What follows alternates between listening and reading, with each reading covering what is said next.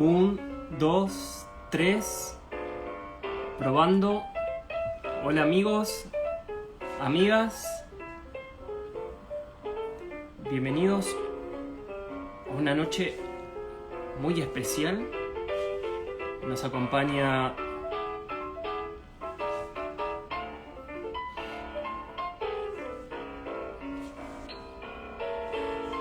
Duke Ellington, el Duque Negro, tocando Take the Train A, piano. Y estamos esperando al amigo Abril Sosa que se una para hablar de una pasión compartida, de Jorge Luis Borges. ¿Desde dónde están escribiendo? Los vamos leyendo mientras acomodamos página.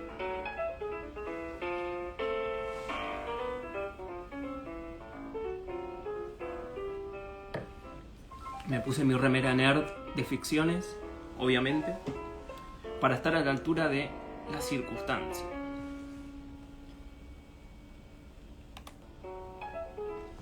Ahí se conectó. Abril, le vamos a invitar a que se sume. La invitación. Desde Catamarca hay Diego. ¿Cómo estás, Diego? Desde Río Gallegos, Santa Cruz. Ahí va. Ahora sí. Pará, yo quiero mi remera nerd. Lo Ah, primero que quiero mi remera nerd. no solamente tengo esta, tengo varias, ¿eh? Está increíble. Pará, ahora parece como si estuviésemos en el mismo lugar. ¿Te das cuenta? Tenemos un decorado parecido. Es que estamos en el Estamos mismo como. lugar. Eso Estamos es lo en el mismo boludear. lugar, sí. Sí. No, es que en verdad, viste como Bullrich que puso como un fondo. Tenemos un fondo, en realidad esos libros no existen, pero queda mucho mejor si vamos a hablar de literatura que haya libros de fondo. Obviamente. A ver, hace un panorama de tu biblioteca. No, lo que pasa es que en verdad esta biblioteca es una, o sea, en esta casa hay muchas bibliotecas y esta es como de libros viejos, como tipo, podés encontrar libros de anteojitos, ¿entendés? O sea, Sí, sí. no es como igual a mí me pasó algo re loco. Empezamos a charlar ya, esto es así, esto es el live, esto Esto es es el live, live. esta es la vida Sí, sí. live.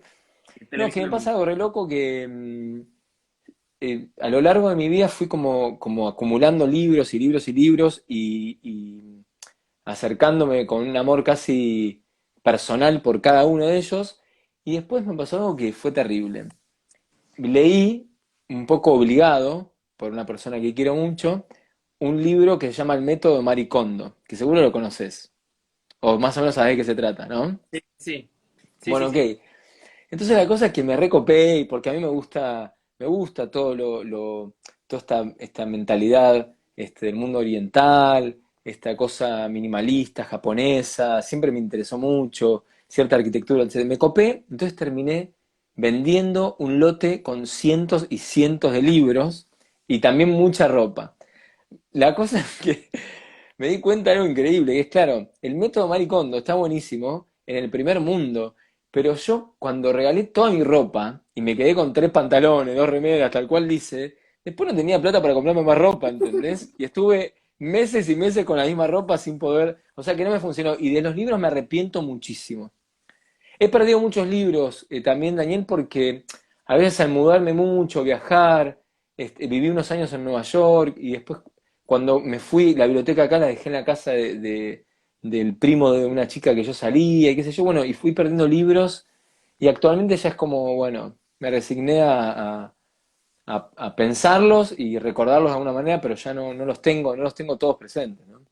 Mirá, haberte conocido antes porque yo soy un cazador de los que venden libros. Y sobre todo bibliotecas, ¿no? Por ejemplo, me Pará, entero alguien que... ¿Eh? o sea, tengo un montonazo, pues yo te cuento, la semana que viene me estoy yendo a Europa, me estoy Sí. yendo a vivir a Europa. Y tengo un montonazo de libros, así que después hablamos tranquilos. Dale, bueno, quedamos... es una... Realmente es un interés que tengo. Viste que, digamos, se sucede en muchas circunstancias de una persona que, no sé, le falleció un pariente que se quedó con una enorme biblioteca y Sí, tienen sí, que sí. vender el lugar y de repente tiene joyas. No sé, mirá, a ver si se ve. Mostrá, mostrá. Yo me Es como, viste, compré, como el viñedo, viste, claro, bueno. bueno, todo esto lo compré, me acuerdo, creo que me salieron 20 pesos cada una de estas sur. Y fue en un caso así, digamos, que se habían desprendido, se querían desprender la biblioteca y vendían el lote completo. Bueno, tengo una gran amiga que posiblemente o esté conectada o va a ver esto, que en este momento vive en Australia, Argentina. Su abuela tenía, te diría, prácticamente toda la colección del sur, de la revista del Sur. La tuve en Sí. mis manos, en un momento de chicos ella me la dio, después me la sacó, no sé qué, pero tuve que había escritos cosas de Camus, no sé, había de todo en eso, ¿no? Pero escuchá, bueno, después hablamos. El tema es este, o sea, a mí me pasa algo que, o sea, tengo un problema que es casi antiborgiano, ¿no? Yo no tengo memoria, o sea, no tengo nada de memoria, o sea, no me acuerdo, leo una novela y no me la acuerdo, veo una película y no me la acuerdo, escucho un disco y no me acuerdo. Entonces, de alguna manera también para mí como la posesión de un libro, como algo que yo pueda ir a releer, a buscar, si no hay una anotación, si no hay algo puntual, no lo sé, o sea, no sé, si vos me preguntás ahora de Murakami, por ejemplo, que es un autor relativamente nuevo, que he leído muchas cosas, no me acuerdo. O sea, no me acuerdo prácticamente nada. De Borges sí, porque Borges fue un autor que leí muchas veces, que cosas me sé de memoria, que me las practiqué, digamos, pero la verdad que no me acuerdo. No sé si a vos te pasa eso, que te olvidás de lo que lees. Sí, bueno, yo tengo un método y en los libros de Borges en particular, que compro, tengo mis ediciones como decir, lindas, cuidadas, y compro ediciones baratas para escribirlas, ¿no? Entonces de repente en mi casa tengo 4 ficciones dando vueltas, y todo Ok, ok, ¿viste? Eso ok. tipo, colección La Nación, esta que compras al paso, Sí, sí, sí, y, sí, sí. y ves, y tengo, por ejemplo, estos son 3 tomos, es la última edición de MC, Están buenísimas esas, sí. y esta no las toco, no la rozo un lápiz, ¿no? Bueno, he Eh, llegado a ese extremo. Tuve las obras completas de la primera edición, no de esta, una anterior, viejita. Las envolvía en papel de diario y llegué como a ese fanatismo. Pero me parece que es también como quizá en el mundo que vivimos ahora, tal vez uno tiene más acceso también a la literatura y a cosas, ya no las perdemos, digamos, o eso espero. Justo hablábamos por privado con vos y lo hago ahora públicamente, digamos, me alegra mucho esto que haces con Borges porque te lo decía y lo repito, ¿no? Para mí, Argentina, y sobre todo yo que vengo del mundo de la música, siempre hubo una herencia literaria, una herencia muy poética. Yo te diría que los grandes artistas de la música argentina fueron poetas, ante todo, como Miguel Abuelo, Spinetta, Cerati, la mejor época de Charlie, y venimos de una herencia literaria tremenda que se va perdiendo. Yo soy no soy enemigo, pero no soy para nada amigo del trap y las cosas nuevas que pasan en la música y sobre todo líricamente. Y de repente, y creo en Borges también, o sea, Borges es, lamentablemente, y quizá esto lo podemos charlar, Daniel, y vos me vas a dar tu parecer, hay un poco culpa de Borges también por algunas cosas que Borges supo decir, pero hay como una mala interpretación de la figura de Borges como un tipo de ultraderecha, fascista, amigo de los militares. Es decir, como una imagen que se creó, así como la imagen de Ernesto Sábato, ¿no? Ernesto Sábato se creó una imagen de el tipo bueno, el que escribió contra los militares, y en realidad eh, en mi conocimiento personal, Sábato no fue una buena persona en su vida, con sus pares, con su familia, todo lo contrario, y tal vez Borges sí, ¿no? Un tipo que murió budista. Entonces, siento que todo eso, a lo largo de estas últimas décadas tan politizadas, se perdió el verdadero valor de Borges, que es la obra, una obra que es demencial, ¿no? No sé qué pensás vos de no sé cómo vivís vos eso, digamos, porque es como en la Argentina, es decir, te gusta Borges, sos de derecha, ¿viste? O sea, es una cosa así tan horrible, tan nefasta y tan poco realista también, que está un poco por ese lado. No me quiero meter en política, porque yo soy completamente apolítico, ¿eh? Pero digo, se perdió esa figura de uno de los mejores escritores del siglo, ¿no? De Argentina, ¿no? Sí, está buenísimo, digamos, todo lo que abrís para, un poco para conversar. Eh, digamos, lo que yo suelo decir es que eh, quienes caracterizan a Borges simplemente como gorila, ¿no? Digamos, caen en una simplificación que está en general basada en la ignorancia del propio en la ignorancia sobre el propio Borges. Yo hace muy poquito sacaba una nota, yo soy periodista en Clarín, donde abordo todo lo que fue la juventud política de Borges, que él era un partidario de la Revolución Rusa y llegó a escribir un libro con poemas para la Revolución Rusa, que se iba a llamar Los Salmos Rojos o Sí, Los Ritmos totalmente, sí, Rojos. y fue anarquista y fue, sí, sí, o sea, por eso digo, ¿no? Luego fue, además, digamos, de hacer este libro que finalmente cuenta Alejandro Bacar, uno de sus Sí, biógrafos, sí, que sí, sí, he leído esos libros de Bacaro, muy buenos además.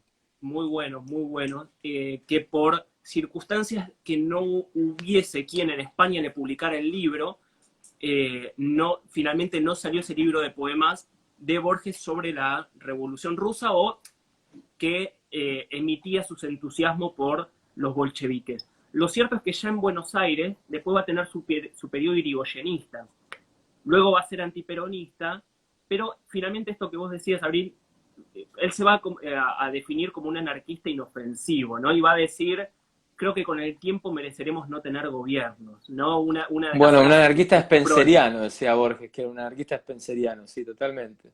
Exactamente. Entonces, eso está bueno para quienes nos escuchan, que quizás esto mismo que vos decís, que hay, siempre se señala un aspecto de la vida política de Borges que quizás es la más polémica, ¿no? Por las circunstancias argentinas en torno al peronismo, pero se simplifica demasiado.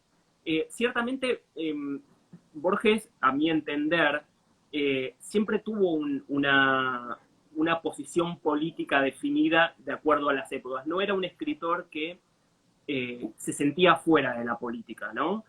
Sino que de un modo u otro intentaba participar, ¿no? Sea a través de alguna sutileza irónica en algún texto, ¿no? O a través de algún pronunciamiento más definido. De todos modos, lo que sucedió ya a partir de los años 60 y los años 70, cuando él empiezan a dar premios, empieza a ser reconocido, que ya era, valía entre comillas, su palabra política que su obra, ¿no? Salía más en las revistas por sus polémicas. Claro, pero digo, cuando decimos palabra política no es una palabra, es decir, más bien son eh, atribuciones a cosas que Borges decía. Yo pienso, esto es un pensamiento personal, un poco hinchando las bolas y un poco de más también. Yo le digo, yo me acuerdo que tenía una entrevista en audio, un DVD, ¿no? No me acuerdo con quién era, con qué periodista era. Y Borges decía, vinieron las abuelas de Plaza de Mayo a casa, quizás su llanto era verdadero, pero tal vez sus hijos merecían lo que le sucedió. Entonces, viste, ¿para qué decía esas cosas, no? Todo eso empezó a marcar algo, como vos decís. Pero quiero implantar una cosa contigo diferente, que no sé si se la escuché de David Bowie, pero estoy casi seguro que David Bowie, ¿no? Y en verdad es una cosa de Oscar Wilde, lo que importa es el arte y no el artista. Ahora, ¿qué carajos importa si Borges era vegetariano, comía carne o, digamos, si uno es capaz de separar la obra del artista? Porque Jean-Paul Sartre, que puede ser considerado un tipo de izquierda, como persona, era una persona nefasta. Pablo Picasso, y a mí mismo vos te gusta mucho el jazz. Chet Baker, un tipo muy oscuro en su vida. Entonces, ¿qué vamos a hacer? Nos vamos a poner en lupa en cómo desarrollaba su vida civil Chet Baker, lo que hacía, cómo trataba a su familia, ¿no? O sea, creo que es importante separar y a veces no enterarse, porque muchas veces, justamente, más que muchas veces, creo que es la persona inferior a la obra. El Borges humano es inferior, la obra de Borges es una cosa expansiva, es demencial, y además pasa por todos, vos lo sabés, su obra poética y su obra pasa por todos lados, ¿no? Y pasa por lados buenos y por lados malos y por lados aburridos y geniales. Pero entonces yo dejaría de lado a esa figura, dejaría de lado la figura política para centrarme en algo que es realmente relevante, que es la obra, ¿no? Que justamente cuando muchas veces dicen, a mí me pasó que, y después si querés charlamos de esto, no quiero irme por las ramas, pero tuve la oportunidad de conocer a María Kodama a través de cuentos de mi banda. Para los que están escuchando y no saben, tuve una banda durante casi 20 años que se llamaba Cuentos Borgianos, lo cual nos llevó a conocer a María Kodama, con quien entramos en una relación muy amistosa, tocamos en la fundación muchas veces, etcétera, etcétera. Y ella me contaba que cuando era chica, sus amigos le decían, pero vas con ese viejo que es un aburrido, y ella me decía, no, o sea, con este tipo me divertía. Ella dice, yo no sé si es verdad, que él escribía escuchando a The Wall de Pink Floyd y los Beatles y no sé qué. Esa lo cuenta ella, lo cuenta siempre, pero sin embargo no sé si leíste, hay unas conversaciones de Sábato con Borges, no sé si lo leíste ese libro. El de Orlando Barone. Sí, ¿lo llegaste a leer? Sí, sí, Hay sí, no, y hay un hay momento, parte, no sé si te acordás, pero digo, paso esta frase, sí. mirá lo que son esas charlas, que se ponen a hablar de los Beatles, o sea, dos tipos que no tenían idea de música, y entonces Sábado dice, no, pero esas guitarras estruendosas de los Beatles, y se ponen a hablar de música, es decir, quizás es verdad que de alguna manera adoptaban esa música para escribir, no lo sé. Pero bueno, quiero volver a esto, digo, como nada, a mí me encantaría separar, porque a mí también me molestaron muchas cosas de Borges, como, no sé, hace muy poquito leí, Daniel, no sé si lo leíste vos, que yo no lo sabía. Yo no soy un biógrafo de Borges para nada. De hecho, me pasó una vez en la fundación, estábamos tocando con cuentos, ¿no? Y hay un tema que se llama estoico. Y hace una referencia al pensamiento del estoicismo, pero un poco tomando cosas, poesía del rock, digamos, ¿no? Entonces, cuando termina el tema, en la fundación de Borges, poca gente, una cosa, no me acuerdo qué se cumplía de Borges. Y salta uno y dice, escúcheme, señor, usted dice en este tema que tal cosa, pero según Borges, y se empezaron a discutir sobre lo que decía Borges, y yo digo, no, che, yo no estoy haciendo, no es un homenaje a Borges, o sea, se llama Cuentos Borgianos, pero no es que hablamos específicamente de Borges, ¿no? ¿Por qué te estaba diciendo esto? No sé. Bueno, me olvidé. No importa. No, igual ¿Para qué está venía esto? buenísimo. Yo comparto, te hago un aporte, porque comparto el fondo de lo que estás diciendo, pero un aporte que Ah, está, no, que me perdona, perdona. Daniel, te sí, interrumpo sí, porque justo dice acá, justo un mensaje dice, pero una cosa son errores, otra cosa es expresiones sobre la dictadura. Por eso quiero decir, cuando Borges se junta con la junta militar y se da la mano, ahí también estaba Sábato. O sea, nadie sabía lo que iba a pasar. Está bien, era un gobierno militar, etcétera, nadie sabía. Esto te quiero contar que no sé si vos lo leíste, quizá lo puedes ampliar por mi falta de memoria, pero supe que Borges tenía que escribir una nota cuando se hizo el juicio contra los militares, y Borges describe esa situación, describe lo que contaron personas torturadas, fueron horas de juicio, donde Borges estuvo ahí sentado. Hace muy poco leí esa nota. Borges tenía que escribir sobre eso y se tuvo que ir horrorizado, digamos. Eh, entiendo que hay una confusión que yo tampoco logro dar una certeza, no te puedo decir esto, ¿no? Porque Borges dijo cosas tremendas también. Pero bueno, quizá vos podés ampliar desde tu lado, ¿no? sí, yo te hago un aporte, porque es un tema que a mí me interesa más allá de Borges, el tema de artista-obra y las polémicas en torno a las vidas de los artistas y cómo repercute eso en la obra, ¿no? Claro, Por ejemplo, claro. el caso Woody Allen. Yo soy un fanático del cine, soy un Sí, fanático de la sí. obra de Woody Allen. Sí, Entonces, por lo menos, Polanski. o Roman Polanski, etcétera, etcétera. Y por lo menos mi posición frente a eso, que siempre la comparto para ver si es un aporte y también para escuchar otras miradas, no es,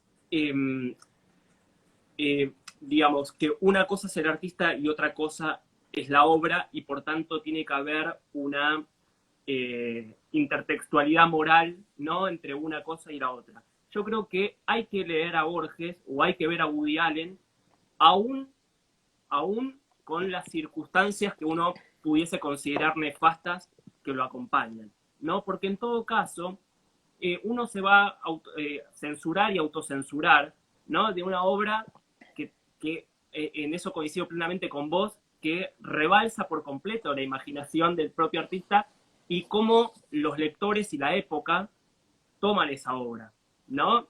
Que está más allá de lo que el artista quiso decir o quiso proponer, etcétera. Y un caso como el de Borges es emblemático porque ha cobrado dimensiones que aún es como una bomba atómica, ¿no? Aún sigue expandiéndose después de que él muriese en el 86, digo, sigue expandiéndose. Entonces me parece que frente a aquel discurso que dicen, bueno, eh, de, trato de desconocer lo que hizo Borges porque eso quizás me condiciona al leer la obra, yo lo que propongo es al contrario, leer absolutamente de todo, criticarlo por lo que hay que criticarlo, ¿no? Y sin embargo que eso no altere la lectura de la propia obra. Entonces, en el caso de Borges, en primer lugar lo que yo diría es esto, decir que simplemente apoyó la junta militar es simplificar, no porque eso sea falso, sino por esto que decíamos, que fue anarquista, fue bolchevique, fue irigoyenista. Entonces, digo, es más complejo, digamos. Alguien que te dice simplemente eso es porque no quiere debatir realmente la figura o porque no se informó, etcétera. Claro, pero es que totalmente, ¿qué es eso? Imagínate que una cosa es decir Borges apoyó la junta militar, es tan, suena tan a titular porque Borges no apoyó la tortura, Borges no apoyó el asesinato, Borges no apoyó, ni siquiera formó parte de eso. Es muy difícil. Igual, ojo, no estoy diciendo, Dani querido, no estoy diciendo amemos a Borges, o sea, justamente para mí, porque vos decís también, yo soy fanático de Woody Allen, y también soy fanático de Haneke y Polanski, y nombraron a Picasso, y recién nombraron a Neruda. Es decir, es muy difícil, entiendo. También a ver, ¿cómo lo puedo poner? No quiero entrar en ese tema, y vamos a hablar de Borges, ¿no? Pero nos estamos yendo por otro lado, pero que está interesante, porque a Súper mí, interesante. ¿por qué te digo interesante? Porque a mí me preocupa también, porque yo quiero, y mismo Oscar Wilde, ¿no? Oscar Wilde, o sea, si vos lees ahora, Oscar Wilde era un tipo, un misógino, machista tremendo, a pesar de que incluso tenía tendencias homosexuales y todo, el tipo iba contra la mujer. eh, entonces, ¿cómo hacemos? O sea, ¿realmente es importante separar la obra del artista? ¿Realmente no se puede? ¿No podemos? O sea, si un tipo, vos sos padre, por ejemplo. No, Bueno, yo soy padre, ¿no? Eso me hizo identificar las cosas de otro lugar. Pero, por ejemplo, un gran artista es un pedófilo. Si yo puedo realmente abrazar la obra desde un lugar completamente libre, sin sujetarme a eso. Porque, por ejemplo, Michel Houellebecq, no sé si se pronuncia, yo creo que se pronuncia Houellebecq, que es uno de los escritores que más me gustan de los últimos tiempos. Es un asqueroso ese tipo, es un tipo oscuro. Lo que escribe es terrible, pero a su vez, literariamente, es hermoso, o sea, se disfruta y tiene un contenido muy amplio. Entonces yo no puedo identificar a Houellebecq como un tipo, un pervertido, este, no sé, digo, ¿cómo separar? Yo quisiera, en este caso, digamos, en el caso de Borges, separar porque justamente, como vos decís, es una vida muy larga, donde pasaron muchísimas cosas. Es muy triste por algunas cosas que yo creo errores de Borges, que fueron simplemente palabras. No fueron más que palabras. Obviamente la palabra de un escritor como Borges vale mucho y la sabía utilizar, ¿no? Pero condenarlo, o perder la imagen de Borges literaria por estas cosas no es menor, pero tampoco me parece relevante, ¿no?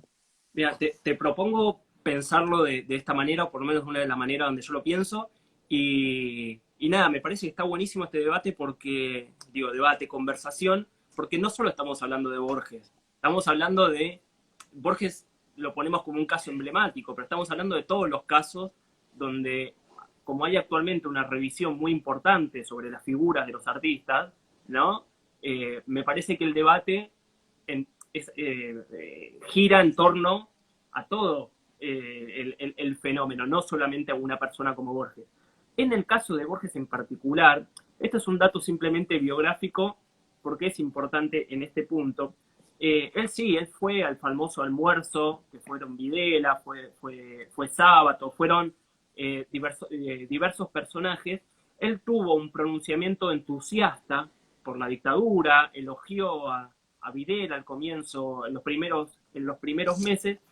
Luego, con el tiempo, cuando ya se empiezan a conocer las desapariciones, las torturas, etcétera, empieza a dudar, empieza a tomar distancia. Primero se niega a recibir a algunas madres de Plaza de Mayo, luego se acerca a una madre de Plaza de Mayo que él tenía algún tipo de vínculo por un escritor, la recibe, firma un petitorio por los desaparecidos, luego va a tomar distancia con los militares cuando es Malvinas. No se olviden que Borges tenía eh, por Gran Bretaña, por Inglaterra, una devoción ancestral. Por lo tanto, el fervor nacionalista en torno a esa guerra lo distancia aún más y finalmente va a participar en digamos, en lo que fue el nunca más, ¿no? Digamos, Claro, el juicio de la Junta. Con esto quiero decir, no es que todo lo que hizo después lo exculpa de haber defendido la dictadura en un principio, sino que hay que tomar ambas cosas. Son ambas cosas y las circunstancias de esta persona y de toda su historia la que lo definen.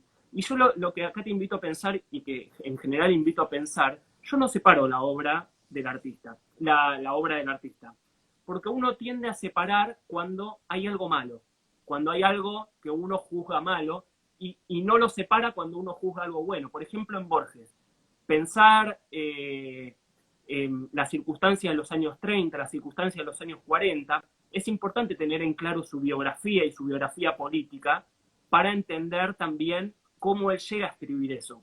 Y fíjate que ahí no hay ninguna polémica y uno no tiende a separarlo, pero sí tiende a separarlo cuando algún elemento polémico entra. Entonces yo lo que propongo siempre es, no separemos la obra del artista, pero eso no significa que todo sea un pegoteo y que uno no pueda tener un juicio crítico sobre lo que cree que tiene que tener un juicio crítico, ¿no? Porque me parece que un escritor, un músico y demás, es también las circunstancias de la época que lo rodean y sus posiciones en torno a eso.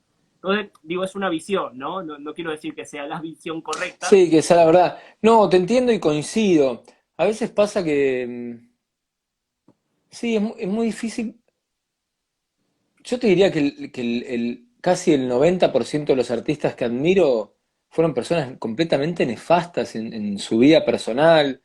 Eh, no sé, a mí me gusta mucho la pintura. En la pintura es un 100% de ejemplos de gente que no se la puede valorar como persona, digamos, pero eh, quizá también lo veo charlando ahora con vos, o cosas que pienso, pero también el artista, en este caso, artistas como Borges o artistas como Francis Bacon, no sé, en cualquier, o Jaco Pastorius, te estoy haciendo un abanico, ¿no? Es decir, se ensuciaron un poco su vida para mostrarnos estos matices, ¿no? Para mostrarnos cosas que nosotros podemos absorber desde la profundidad que vienen. Y quizá juzgar, viste, juzgar dónde se ensuciaron, me parece muy, muy pobre. O sea, a mí, o sea, entiendo lo que vos decís, por eso nunca me interesó mucho, sí, sí sé por qué he leído, por qué he leído todo, o sea, y después si viene Kodama y dice que Bioy Casares es un hijo de puta por el libro que sacó, y qué sé yo, o sea, y si Bioy Casares es un hijo de puta, y no lo sé, yo la invención de Morel lo disfruté mucho, o sea, disfruté, entonces esto lo dijo Haneke hace poco, a vos que te gusta el cine, pero dijo, ¿y qué hacemos? O sea, no hacemos más, no se puede hacer más cine. Si tenemos que empezar a mirar en lupa a la persona, al creador, no se puede hacer más nada. Porque como decís, o sea, en todos los ámbitos, sin ir más lejos, Daniel, y esto lo digo con muchísimo respeto, digo, no tengo nada en contra de nadie, pero hace 5 años atrás, Francella tenía un sketch donde quería violar a una chica de 15 años, ¿no? En un sketch es una nena, no sé qué, digamos, eso fue. Y ese tipo es un tipo querido por la sociedad argentina, y no sé, es Francella, o sea, sí, fue un tipo que representó al típico porteño misógino, machista, o sea, es un espanto. Y qué sé yo, o sea, pobre tipo, ¿no? Digo, ¿qué lo vamos a ver? ¿Lo vamos a escupir en la calle a Francella por ese sketch? No lo sé, no tiene valor. Y lo otro me parece igual. Ahora, si Borges, como vos decís, digamos, avaló de alguna forma, se sintió, yo no sé, yo leí cosas muy aisladas, eh, pequeños frases. No sé si Borges estuvo, no sé, no, sé que me consta que no estuvo ahí con los militares planeando cómo iban a torturar, es decir, no formó parte de eso. Algunas palabras, ¿no? Sueltas por ahí, así como también las tuvo Cortázar para un lado, como las tuvo Sábato en su momento, no lo sé. Es muy difícil, nos estamos metiendo en un No, terreno jodido, te digo. no, igual me parece, no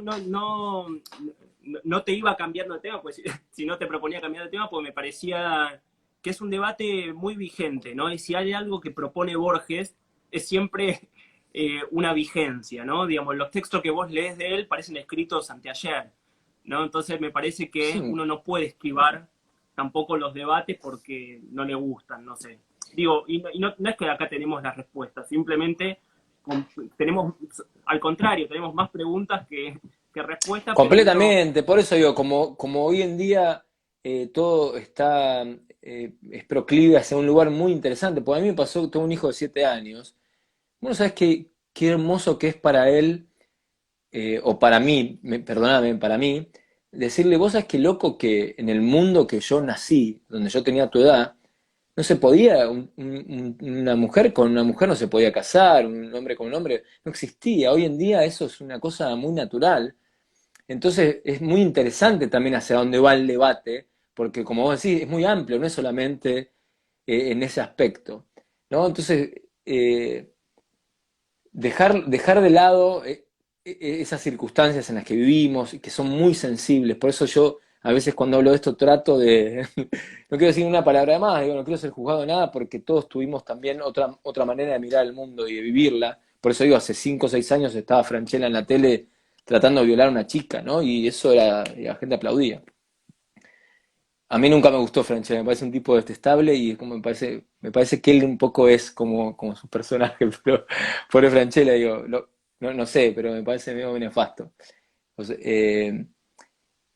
pero más allá de eso, eh, sí, creo que hay que desabordar lo político y lo social del arte. O sea, quiero seguir disfrutando el arte si estoy leyendo la obra de un tipo que habla cómo se masturba con la foto de su mamá, ¿no? Digamos, como quiero también sentir eso a través de la literatura, a través de una pintura. Quiero sentir el suicidio de Rothko a través de una pintura, porque es la única manera, ¿no? Es como la fantasía, es como la fantasía de la masturbación. Y bueno, podés llegar al límite que vos quieras si no estás perjudicando a nadie. Si no estás haciendo, ¿no? Es una cosa muy personal. Y la literatura es eso, o sea, un tipo que asesina, que mata, que viola, un tipo que es un personaje, que es un torturador, nos está mostrando ahora, si empezamos a escribir literatura de toda gente que hable idioma inclusivo, que no mata animales, que es buena es decir, como que literatura aburrida también, que poco nutritiva, si empezamos a ver cine, no sé, me estoy yendo para cualquier lado. no, está Es que, bien, digamos, es que como estamos con el mismo fondo, me siento que estoy ahí con vos charlando, boludo, y estamos tomando un vino o sea, estoy teniendo la estás misma tomando charla que vino tengo vos. todos los días con... Sí, sí, pero debo pedirte perdón porque es una copa muy pintoresca y tu remera de ficciones y Me, tengo, me, tengo un me- vaso, pero no importa. sí, sí, Es sí, un rico vino igual. me luqué. No, está buenísimo y yo digo, en eso comparto que un texto no puede tener moral. La ficción no es ni verdadera ni falsa, es ficción. Y uno tiene que tener total libertad para escribir lo que se le cante y tiene que, no solo total libertad para escribir lo que se le cante, sino que tiene que tener las garantías para escribirlo. ¿No? Porque uno puede escribir tal cosa y de repente viene el Estado y te dice, no, esto no. ¿No? Y Claro, digo, claro, claro. entonces digo, las garantías, a vos te puede gustar o no te puede gustar. Estamos hablando de ficción, ¿no? A vos te puede gustar o no te puede gustar. Pero más allá de que me guste a mí o no me guste a mí, el Estado a vos te tiene que garantizar que eso se publique, ¿no? Claro. Después cada uno puede sacar sus propias conclusiones y demás. Pero nada, invito a todos los que nos están escuchando también a sacar sus propias reflexiones y seguir debatiendo, porque hay un montón de casos. Alguien comentaba recién esta famosa escena de Último Tango en París. También está la Pero película sí. El Resplandor, digamos, que se ha conocido que le, Los pájaros de Hitchcock, pero Daniel, todo, o sea, toda la historia del arte, o sea, es construida por gente que está un poco desequilibrada, o sea, sí, gente pero también que, por otras épocas, ¿no? Quizás también está bueno esto. Hay que ver qué tipo de arte se empieza a generar ahora a partir de nuevas conciencias. Digo, es todo materia como de novedosa, si se quiere. sí, Y totalmente, por eso me da miedo también, digo, pues justamente me considero una buena persona dentro de los límites de la normalidad, vos también lo sos, digamos, estamos teniendo una charla muy cordial, y me imagino que dentro de nuestra vida cotidiana no pasan cosas con la extravagancia que puede haber en una obra de Houellebecq, ¿entendés? Por eso, o sea, Houellebecq es un tipo rarísimo, es una persona que hasta la escucho hablar y me genera un poco de rechazo. No sé, es una persona con la que tomaría un vino y charlaría con la felicidad que estoy charlando con vos, pero sus obras me encantan, o sea, me encanta conocer lo que siente un personaje así, lo que es un personaje tan border. Porque a través de eso lo puedo, pues yo no tendría una vida border, ¿entendés? Yo no. Entonces uno lo busca a través de la literatura, si la literatura esa desaparece, si ese cine desaparece, incluso no vayamos a lo border, vayamos al cine arte, ¿no? O vayamos, yo soy muy fanático de Tarkovsky, el cine lento, los planos largos, el cine con del silencio.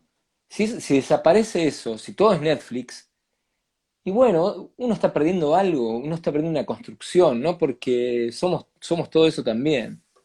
total, Pero quiero sí, preguntarte algo, ya para irnos de esto, digo, está buenísimo, pero contame cómo llega Borges a vos, porque viste ah, que Borges es una cosa que si lees, o sea, y tu biblioteca, quiero decir, para los que están viendo que no es como Bullrich que tenía la foto, sino que es una biblioteca de verdad. Pero ¿cómo llega Borges? Digo, tarde o temprano llega Borges, ¿no? A la vida de todo totalmente. lector tiene que llegar gracias a. ¿Cómo llega Borges a vos, digamos? Totalmente. Y antes de contestarte eso, te agradezco la pregunta porque siempre es un placer contestar. Y no está guionada esta pregunta, para quienes nos están escuchando. No, Creo no, que no, no, para nada. para una línea para cerrar lo anterior, y la digo, y me tomo el atrevimiento de decirlo también por vos, porque creo que compartimos en eso, de que en la revisión, ya no hacia adelante, sino en la revisión hacia atrás, uno puede ser crítico, pero no puede dejar de ver todo lo que se hizo, ¿no? Entonces no es que vamos a dejar de ver Último Tango en París, vamos a dejar de leer a Borges, o no sé, Ezra Pound. Ezra Pound era un gran fascista y tiene unos poemas extraordinarios. Tremendos, claro, claro. Entonces, siempre, digo, es una invitación también para ser críticos, para interesarse en las vidas, en las obras, pero no para acallar eso, sino para verlo con los ojos que cada uno quiera verlo, pero verlo, ¿no? Digo, no puede estar silenciado. Así que bueno, eso solo. Y Sí, mirá, sí, yo adhiero y llevo, coincido completamente. Por eso digo, vuelvo a la frase de Oscar Wilde, lo que importa es el arte y no el artista. Y ahí yo llevo, no, te decía que yo llevo a Borges, yo no hice Puan, no vengo del palo de la literatura, digamos, de la formación y la educación de la literatura, sino de la matemática. Yo estudiaba, cuando era joven, más joven, ingeniería aeronáutica en la UTN, y iba a las clases leyendo ficciones, ¿no? Y no sabía por qué, yo era muy chico ahí y no podía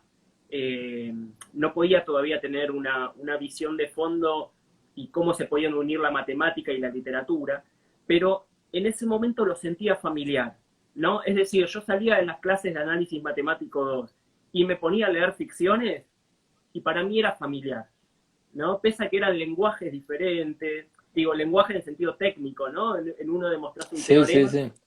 pero cuando yo demostraba o trataba de demostrar un teorema en análisis, ¿no? Y la elegancia con la cual uno podía acceder a ello siendo más breve, lo resultaba muy familiar a Borges, que accede a formulaciones muy breves para decir mucho, ¿no? Digamos, hay un cuento, que es el tema Increíble, del sí, traidor y el tema sí, del traidor y el héroe, increíble. una Sí. página y media, una página y media. Entonces, digo, yo hablé, después hice varias notas, bueno, hace una semana hablé con Alberto Rojo, físico, que tiene un libro muy interesante, Sí, que es sí, Borges y las Borges y las matemáticas. matemáticas. Sí, sí, lo leí, lo Después leí. Increíble. está claro, ese es Guillermo Martínez, Borges y la Ah, es Guillermo matemática. Martínez, perdón.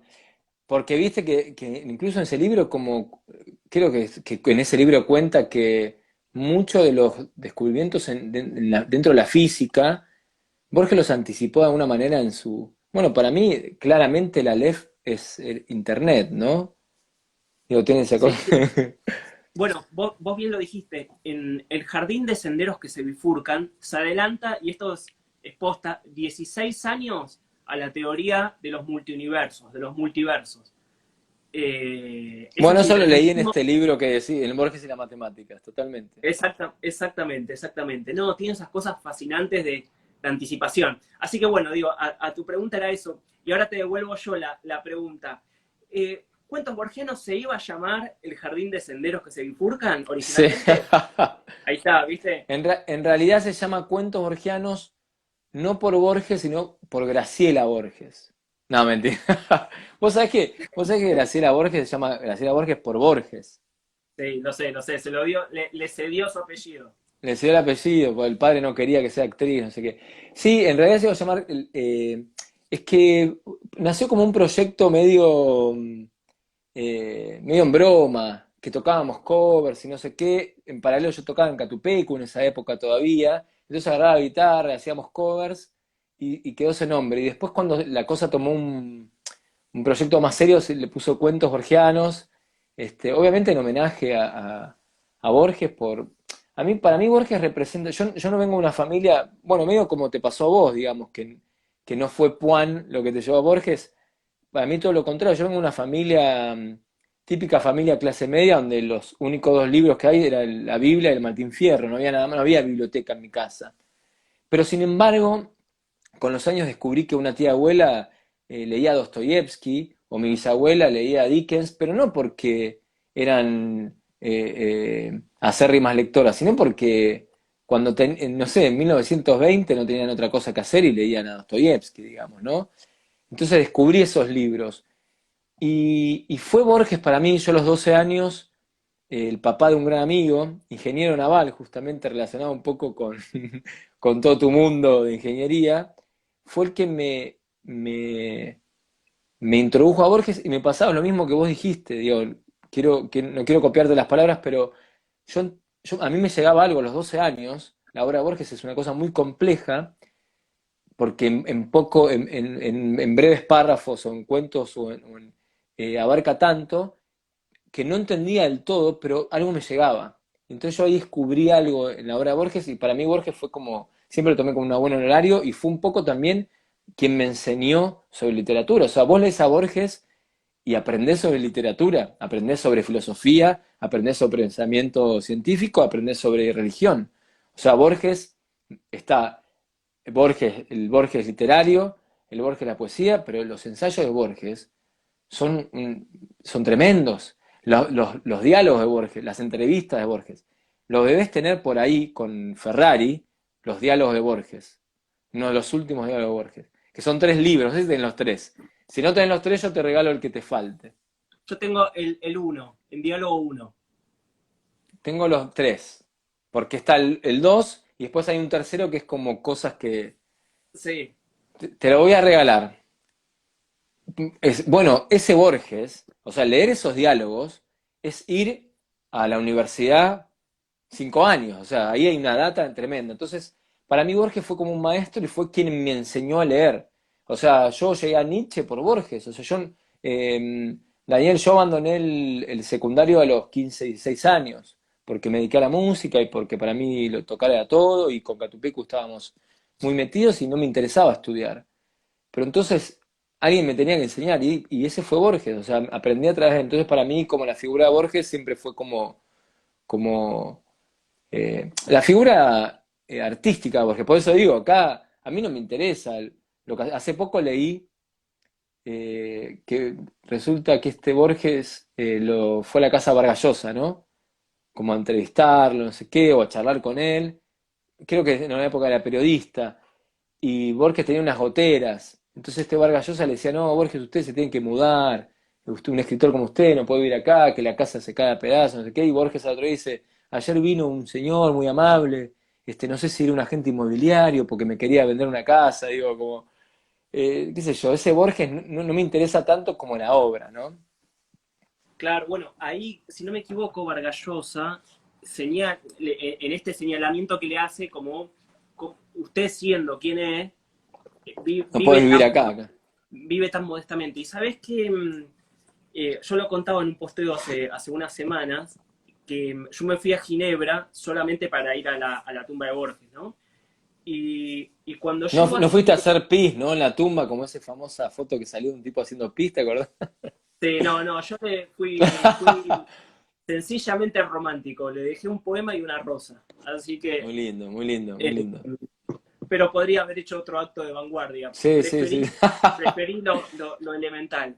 Y, y sabes que cuando llegué a Ginebra, advertí algo que ya me era, ya lo veía dentro de la estética de Borges, Borges no es un escritor enfático, ¿no? Digamos, decíamos, tema del traidor y el héroe tiene una página y media, bueno, Piglia lo decía, ninguna página, ningún texto de Borges tiene más de 10 páginas, Claro, él claro.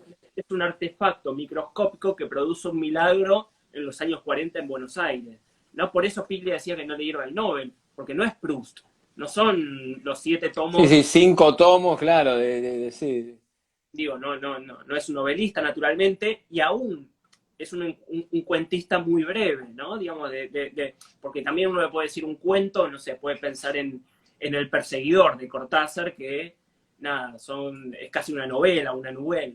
Lo cierto es Claro. que en Ginebra, Borges decía, París, estando en París, París todo el tiempo te está diciendo que estás en París. Londres, todo el tiempo te está diciendo que estás en Londres. Ginebra no decía. Ginebra es una ciudad sin énfasis. Y me pasó que cuando encuentro el cementerio, no había ningún señalamiento, estuvo un rato largo hasta encontrar cuál era la ¿Dónde tumba de estaba Borges. la tumba de Borges? Wow, mirá.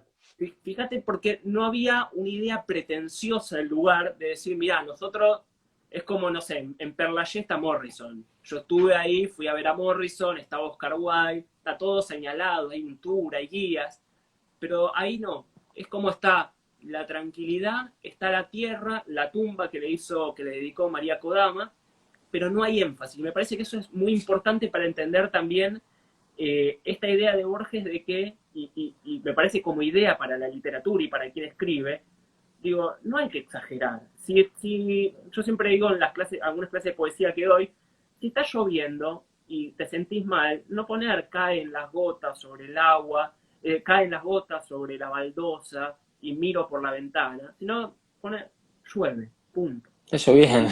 Digo, está Sí, lloviendo. sí, por supuesto, por supuesto. En eso comparto mucho con vos que decir, Borges no solo es un escritor para admirar en la escritura, sino que te enseña a leer y te enseña a escribir, que eso me parece es una universidad en sí misma. Es que bueno, ahí un poco, claro, yo me copé mucho justo nombraste a Piglia, que Piglia es otro maestro increíble, otro de los grandes escritores argentinos que no creo que haya sido tan valorado, pero hay unas masterclass ahí yo las vi en YouTube, pero que estaban en la TV pública sobre Borges, que son demenciales, están buenísimas. Este, pero sí, bueno, quiero hacer un día lo hacemos juntos ese tour. No soy una persona ritualista, ni tampoco religiosa, pero me significaría estar ahí en la tumba de Borges. Un día vayamos juntos. No, es una experiencia eh, muy emotiva, pero muy poco enfática, y creo, como decíamos, creo que eso es lo maravilloso, ¿no? Porque no tenés perturbaciones alrededor, que no sé, yo cuando estuve en Perlage y fui a ver a Morrison, estaban todos dejándole el Están todos los pucho, fans, sí, sí, ¿no? totalmente, claro, claro. Te fumabas un porrito ahí al lado, entonces Y no había que podías, dejarlo ahí. estabas ahí 3 minutos y no podías encontrarte realmente lo que ibas a buscar. Y me parece que, nada, ahí está buena la experiencia. Te doy una recomendación, si algún día vas, no te la doy, si algún día vamos juntos, que veas si va a estar abierto o cerrado, porque yo me mandé y no sabía si iba a estar abierto o cerrado el cementerio y fui un día solo a Ginebra. Así que Bueno, mira, era, justo ahí Sol, que es una gran amiga y fuimos novios en su momento, me dice, fui a la tumba de Borges por vos, y de verdad, yo estaba de viaje, le iba a andar a la tumba de Borges y sacar una foto cuando no había teléfonos celulares, nada, y sacó la foto con rollo que la vi después. sí, Pero bueno, sí, sí, no te decía voy a ir. que con No, no, es que Sole digo, a mí me pasó. Ah, ¿la conoces a Sole? Sí. conversamos ahí por Instagram y yo le pregunté antes de mandarte el mensaje a vos y digo, cómo era tu vínculo con Borges y demás, porque tenía ganas de entrevistarte y ella me dijo, lo ama, tipo mal, re, y así que te escribí. Ah, mirá, bueno, justo ahí nos está mirando, beso grande. Y sabés que, bueno, a mí me pasó eso con Kodama, Dani, que es lo más cerca que me sentí de Borges. O sea, para mí o sea, yo estaba nervioso, como si estuviese yendo a conocer a, no sé, a un presidente. O sea, realmente, y me abrió la puerta a Kodama de, a mí no me interesaba, digamos, todas las cosas que se dice de ella. Yo creo que es una persona que lo ama realmente. Creo que vos dijiste algo que es que la obra de Borges a partir de los 80 incluso después de morirse, es una obra que sigue viva, más allá de lo comercial y que son contratos fastuosos y todo, pero es algo que se lo debo un poquito a ella, se lo debemos un poco a ella. Es una mina acérrima de defender la obra, de cuidarla, de cuidar su imagen y todo lo que vos quieras pensar. Entonces, bueno, más allá de eso, estar con ella fue lo más cerca de Borges que pude estar, porque yo no lo conocí a Sábato, tuve esa oportunidad de ir a la casa de él los últimos años, a otros escritores, pues en su momento con Sole también, cuando éramos noviecitos, hicimos unos cafés literarios donde vinieron varios filósofos y escritores, estuvo buenísimo. Pero para mí estar con Kodama, bueno, es casi esa cercanía que uno busca a veces con las personas que admira y quiere mucho. Así que la tumba de Borges me la debo, ya digo, no soy religioso ni creo, pero como decía Castaneda, ¿no? Como, bueno, como le decía el indio Castaneda, el Don Juan, que en realidad en los cementerios no hay nada, ¿no? Pero a mí significaría algo ir. No voy a hacer pis como esa foto, pero como vos hiciste, pero... Claro, pero esa foto no la publiqué. No, pero pará, te Bueno, quiero preguntar otra cosa, preguntaron ahí, te la sí, pregunto a vos y la charlamos, que dicen por qué creen que a Borges no le dieron el premio Nobel. Tengo mis razones, o tenía razones que no me interesaban, pero a mí un poco me molestó cuando, sin embargo lo quiero a Bob Dylan, pero me molestó que Bob Dylan haya recibido el premio Nobel. Es el premio Nobel, ¿no? No sé cómo se pronuncia, creo que es el premio Nobel. Pero no ahí sí me molestó. Digo, pues, hasta en su momento digo que eso es una cosa que no tiene mucho valor y además eh, yo no sé si es por razones políticas, creo que sería tonto pensar que es por razones políticas, incluso no sé bien, pero quizá vos me lo podés desmentir, pero sé que todos los fondos del premio Nobel vienen de la venta de armas y todo eso, ¿no? No sé si bueno, sabías. tanto no sé, pero quiero, sí, sí, pero voy a investigar. No, Pero una vayamos a cosita. lo de Borges y el premio Nobel. Sí, sí, me puedo a ver si todavía. No, que una nota al pie que vos decías de Castañeda. Yo siempre digo, no sé, después de leer el jardín de senderos que se bifurcan, pega más que cualquier droga. ¿No? Yo siempre lo digo un Sí, poco sí. provocadoramente, pero quedás ahí como, nada, vas a flashear, ¿no? Y no solo vas a flashear la primera vez que lo lees, sino la segunda, la tercera, probablemente te pegue más en la tercera o en la cuarta, ¿no? Viene con flores, digamos. Así que Es está, que la relectura de Borges es obligatoria, la relectura de Borges es obligatoria, o sea, nunca, jamás puede ser nutritiva una lectura. Siempre es necesario mucho, ¿no? claro. Así que bueno, digo, lo unía con las enseñanzas de Don Juan, está buenísimo y también de la misma época con Las Puertas de la Percepción, ¿no? De Sí, sí, Hacking, total. otro libro interesante. Mira, yo creo que hace un ratito había mencionado esto, que yo adhería a la posición de Piglia, que no le dieron el premio Nobel no por razones políticas, porque como bien vos decís, no sabemos si hay armas, hay guita de armas, pero no es el primer Estado soviético, digamos. Claro, claro, por supuesto, sí, sí, sí. Digo, no es que son gente de izquierda. Eso para Pues tengámoslo ubicar. en claro, claro. Claro, no es que por una cuestión político-moral no le dieron el premio. Pero nada, yo creo que tienen que ver más con concepción de literatura, ¿no? Digamos, esto que como Borges no era un novelista, como decíamos, como Mallea, como Proust, digo, como las grandes Sí, obras, sí, sí. y decía Piglia, las únicas dos veces que le dieron premios importantes, se lo dieron compartido. Se lo dieron con Beckett y se lo dieron con Sí, sí, Gerardo Diego, el cuando, Cervantes, que después, claro. ¿no? Sí, sí, Y sí. cuenta Piglia una anécdota que dice que cuando se lo vieron con Gerardo Diego, dice que Borges hizo un chiste, que lo vio y dijo, ¿usted es Gerardo o Diego? Claro, Así que, no, como que no consideraban que la obra propiamente dicha de Borges tenía que ser premiada por sí misma. sí, y después también, bueno, y aquí entra de nuevo el juego de qué interesa el premio también, ¿no? O sea, que es como el debate que teníamos antes de la obra y el artista. El premio, en definitiva, alude a otras cosas. Pero bueno, da un poco da un poco de bronca en ese sentido. Digo, no sé, yo por eso digo, siempre para mí la obra Borges y la figura de Borges fue como una cosa muy familiar. Ya te digo, o sea, para mí Borges fue mi maestro del secundario, de la universidad, mi guía.